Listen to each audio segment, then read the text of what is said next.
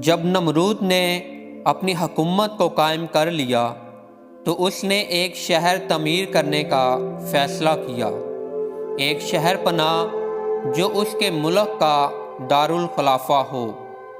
اس نے ایک ہموار جگہ منتخب کی اور ایک بڑا شہر وہاں پر تعمیر کیا اور اس کا نام شنار رکھا۔ نمرود شنار میں حفاظت سے رہا اور آہستہ آہستہ پوری دنیا کا حکمران بن گیا۔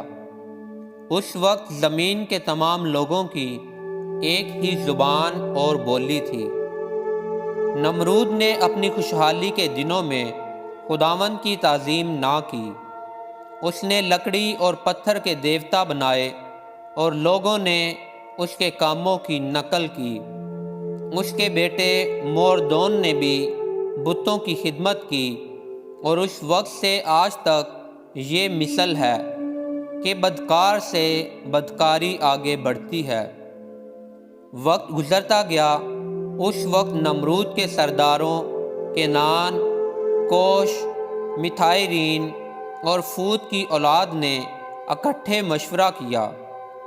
انہوں نے ایک دوسرے سے کہا، آؤ ہم ایک شہر تعمیر کریں اور اس کے وسط میں ایک برج جس کی چوٹی آسمان تک پہنچے بنائیں، تب ہم واقعی اپنا عظیم اور طاقتور نام کریں گے اور ہمارے سامنے ہمارے سب دشمن کانپیں گے۔ تب ہمیں کوئی نقصان پہنچانے کے قابل نہ ہوگا اور جنگیں ہماری فوجوں کو منتشر نہ کر سکیں گی۔ انہوں نے یہ باتیں بادشاہ سے کہیں اور اس نے ان کے منصوبے کی منظوری دے دی۔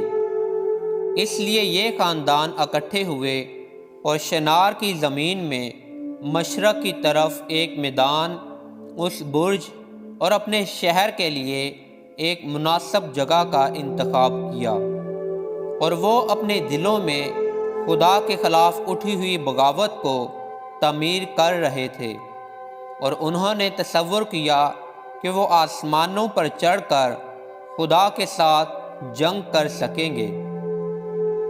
وہ 3 گروہوں میں تقسیم ہو گئے۔ پہلے گروہ نے کہا، ہم آسمان پر چڑھ جائیں گے اور اپنے دیوتا وہاں رکھیں گے اور ان کی پرستش کریں گے۔ دوسرے گروہ نے کہا، ہم خداوند کے آسمان میں اپنی طاقت سے اس کے ساتھ مقابلہ کریں گے۔ اور تیسرے گروہ نے کہا، ہاں، ہم اسے تیر اور نیزے سے شکست دیں گے۔ خدا نے ان کی سوچ جانی اور ان کے بدی کے منصوبے دیکھے جب وہ بنانے لگے۔ جب وہ اس برج کی اونچائی کو بڑھانے کے لیے پتھر لگاتے تو وہ نیچے گر جاتے، اس لیے وہ دل میں بہت اداس ہوئے اور یہاں تک کہ روئے۔ ان کے بھائیوں میں سے اگر کوئی عمارت سے گر جاتا تو وہ مر جاتا، اور کوئی ان زندگیوں کا حساب نہ رکھ سکا جو ضائع ہوئی۔ انہوں نے اس کام کو سالوں تک جاری رکھا، جب تک خدا نے یہ نہ کہا، ہم ان کی زبان میں اختلاف ڈالیں گے۔ تب لوگ اپنی زبان بھول گئے اور وہ ایک دوسرے سے عجیب زبان میں بولنے لگے۔ زبان میں اختلاف کی وجہ سے کئی موقعوں پر غلط فہمی کی وجہ سے انہوں نے آپس میں جھگڑا کیا اور لڑے، اور ان جھگڑوں میں کئی مارے گئے، اور آخر کار انہوں نے مجبور ہو کر تعمیر کا کام ختم کر دیا۔